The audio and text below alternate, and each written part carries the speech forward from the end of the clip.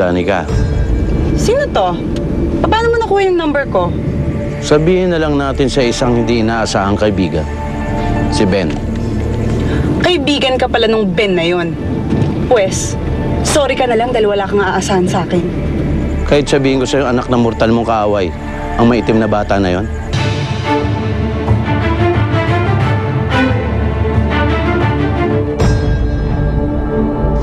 Anong kailangan kong ipaliwanag sa'yo? Marami, Mira. Bakit ngayon ka lang? Saan ka ba galing?